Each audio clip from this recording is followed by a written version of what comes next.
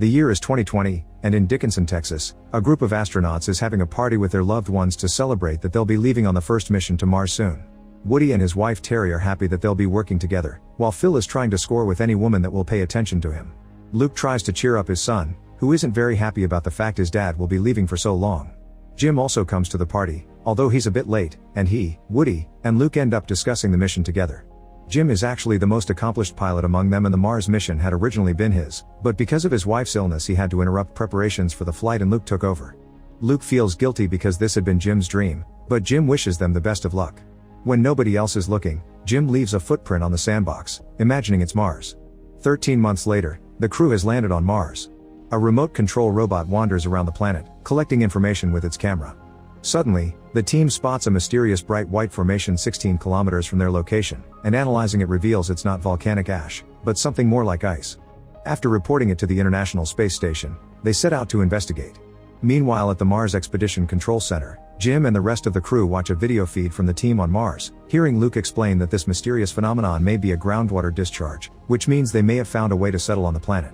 Back to the team on Mars, they're arriving at the anomalous occurrence when suddenly, they begin to hear a strange low sound, which they mistake for interference from the rover. As they get closer to the mountain, the astronauts turn on the radar, which shows the presence of metal under the entire mountain. The team decides to check the formation again by increasing the radar power, but now the signal gets interrupted and there's complete silence, which leaves them very confused. All of a sudden, a giant whirlwind begins to rise around the mountain, shockingly chasing the astronauts as if it knew what it was doing. The whirlwind captures the astronauts as rocks fly up into the air, smashing into people while the whirlwind sucks everything in its path. When the vortex finally subsides, it reveals that the mysterious mountain is a huge humanoid face. As a result of this incident, the space station detects an extremely powerful burst of energy and the crew has a meeting to decide what to do.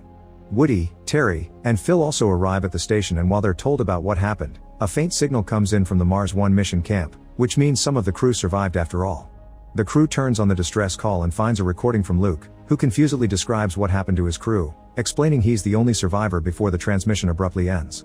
It seems the incident knocked out all the computers and they can't contact Luke again, so the only chance to find out what happened and try to help Luke is to send a Mars 2 mission to him. At that moment, Phil realizes that the Saturn research satellite is passing through Mars orbit and can be reprogrammed to explore. Commander Ray points out that a launch isn't possible until 8 months later. Jim reveals he has a plan. He's already done the calculations and figured out that they can fly out sooner by reducing the ship's load and taking more fuel. Ray doesn't think it's a good idea, but Jay proves that it'll work because he was the one who developed the evacuation plan for the Mars mission, and when he's backed up by Woody, Ray gives them permission to proceed. Afterward, Woody and Ray discuss who will join the team. Woody wants Jim to be the co-pilot, but Ray is against it because Jim hasn't been cleared to fly since he didn't take the few remaining psychological tests after losing his wife. However, Woody insists until Ray approves. The Mars 2 takes off without any issues just as Jim promised, and weeks pass until they've been traveling for 174 days. Out of boredom, Phil makes a model of his ideal woman's DNA out of candy, which Jim ruins by eating some of it. Now Phil thinks it must be the DNA of a frog. At that moment, Woody observes a dust storm on the screen that is heading straight for the Mars 1 expedition camp, so he tells Jim that they'll have to speed up to move ahead of schedule or the storm will cover the whole planet for an entire year. When data from the satellite finally arrives, they discover that the Mars 1 ship is intact and in the area there are 3 graves, meaning Luke may still be alive. As they scan the site for radiation levels, they see a strange interference on the screen, and Woody notices that the earthquake that happened 6 months ago couldn't have caused this. However, Jim is sure it wasn't an earthquake. Moments later, Ray gives them permission to land, but first Jim takes a moment to remember his wife by watching old videos. Landing on Mars had actually been her dream because she was sure there's something unfathomable there, so now Jim intends to get those answers she wanted. With only an hour to go before the ship enters Mars orbit, the astronauts check all systems and procedures. While Phil's entering the necessary data on the screen, suddenly a micrometeoroid cloud strikes the ship, shattering the glass and injuring Phil in the arm. They also discover a malfunction in the primary system and that the pressure is dropping from a hole in the ship's hull. Woody quickly finds it and fixes it in seconds, but the air pressure keeps dropping, which means there are more holes in the ship and complete decompression is minutes away. Woody decides to go outside, but in such a large ship, it's almost impossible to find the damaged area. Suddenly the crew members get an idea. They open a liquid package and let the substance float up, immediately coming out of the hole. The ship's pressure is already getting too low and Jim feels sick to the point of losing consciousness, but luckily Woody fixes the hole just in time and the pressure finally stabilizes.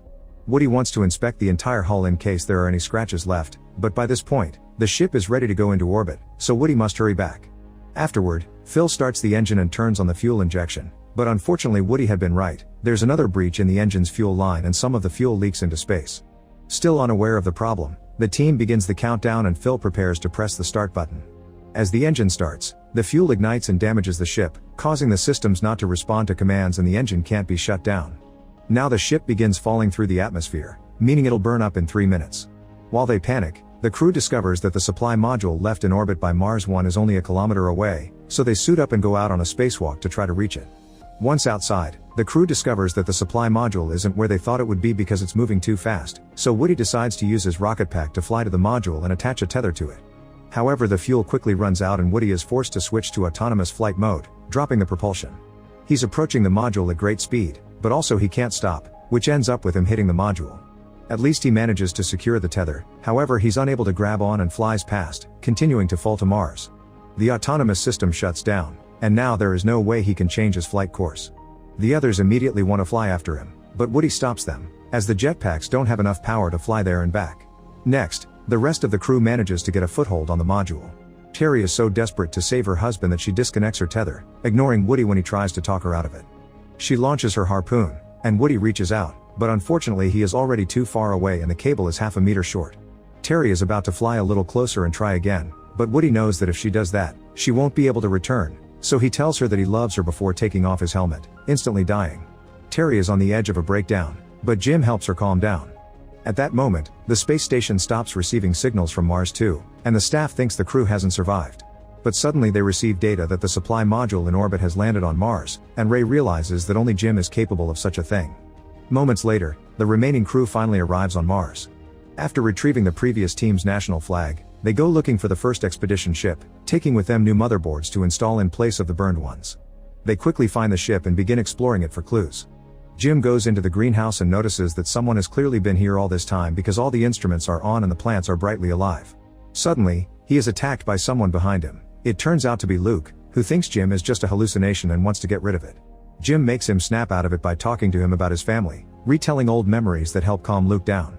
Once he's come back to his senses, Luke cries with happiness when he realizes his friends are here to rescue him, but the mood gets awkward when they tell him about Woody. Then the team asks Luke what happened, but he only repeats that something burst from the top of the mountain and obliterated everyone. Luke believes that he survived for a reason, almost as if he had been chosen, and now he is the one who must solve the mystery. Afterward, Luke takes the crew to see the burial sites. At that moment, Jim notices a huge storm in the distance that is about to cover the entire planet, and Luke explains it has been here for a long time and that it originated from the mysterious mountain. The astronauts have no choice but to return to the ship, and Luke tries to explain exactly the mystery he has to solve. Since millions of years have passed, during which there have been meteor falls, sandstorms, and lava flows, the surface of the planet has changed, and they just couldn't see it. Luke turns on the computer and shows them the mountain in the shape of a face while turning on the sound they heard the first time, which he considers to be the key behind this. While waiting to be rescued, Luke figures out that the strange sounds are a repeating set of mathematical symbols and correlates the groups of sounds with a coordinate system, which reveals a model of DNA. Luke thinks that it is a portrait of the creature who created the face, which is not quite human because the model is missing the last pair of chromosomes. However, they still don't understand what this means. Afterward, the team sorts through their supplies and Jim accidentally spills Phil's candy, which reminds him of how they fooled around with the DNA model. This makes him realize that the sounds the face makes and the DNA model that is derived from the sounds isn't a portrait, it's a test, and the face is waiting for an answer to a question. The astronauts on the first mission failed because they didn't add the missing pair of chromosomes to prove they were human. Instead, they pointed the radar and it was interpreted as the wrong answer, so the face became defensive. Now it's up to them to find the right answer, so Jim offers to find out which tones correspond to the missing chromosomes. He wants to record the resulting sound, but Phil and Terry have doubts because if they make a mistake, they'll die like the first crew.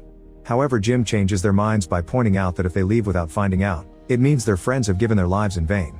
At least Luke comes up with an idea. They will stay away from the face, and the recording will be sent along with the remote-controlled camera. The team travels to the mountain and plays the sound source as close to the Martian face as possible.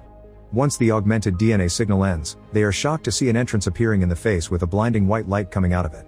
The astronauts assume it is some sort of invitation, so Jim, Terry, and Luke go to the face while Phil stays on the ship with orders to leave at the appointed time even if they don't return. When the astronauts enter the white-walled room, the entrance closes behind them and communication with Phil is cut off, meaning they are trapped. Noticing something on his glove, Jim takes it off and confirms here there is an Earth-like atmosphere, so the astronauts carefully remove their helmets, surprised by being able to breathe. Suddenly, an airlock opens behind them, and the team walks inside to find a dark room with a huge three-dimensional projection of the solar system. Soon a hologram of a Martian appears, revealing to the astronauts the secret of the origin of life on Earth. In the distant past, Mars was just like Earth, but a giant asteroid hit it and destroyed its entire ecosystem. The Martians went to another galaxy, but one ship was sent to Earth with their Martian DNA, which evolved to form life on our planet. This means it was the Martians who gave life to all mankind. After finishing watching the story, Jim, Luke, Terry, and the Martian hologram hold hands around a projection of Earth, which suddenly disappears and a white circle appears in its place before the Martian goes away too. At that moment, communication with Phil is restored, and he reports that the storm is intensifying so it could soon overwhelm the ship. The team realizes that a ship will also fly out of the face and the countdown has already begun, so they need to hurry. Terry and Luke rush to the exit, but Jim refuses to leave. This truly is all an invitation, so he will go on to explore space in the Martian ship like his wife would have wanted. Luke and Terry respect his decision and say a final goodbye to him before rushing outside, where the storm is about to overtake their ship and is blocking communications again. Phil feels frustrated and waits for as long as possible, but when he gets no answer from his friends, he gets ready to take off. However, Luke and Terry manage to cross the storm and arrive at the ship at the last second, so the trio is able to leave safely together. Meanwhile, Jim steps into the white circle and finds himself in a transparent capsule, which rises extremely fast into the Martian spaceship. He can't help panicking when the capsule starts filling with water, but soon he realizes can breathe in there. At that moment, all of the best moments of his life flash before his eyes, leaving him incredibly happy and ready for this new journey. Then the entire Martian face turns into a pillar of fire through which the ship carrying Jim rises, taking him into infinity and beyond. This is seen by the rest of the crew from their ship, who wish Jim the best. Make sure to subscribe and turn on notifications so you can watch more videos like this. Thanks for watching.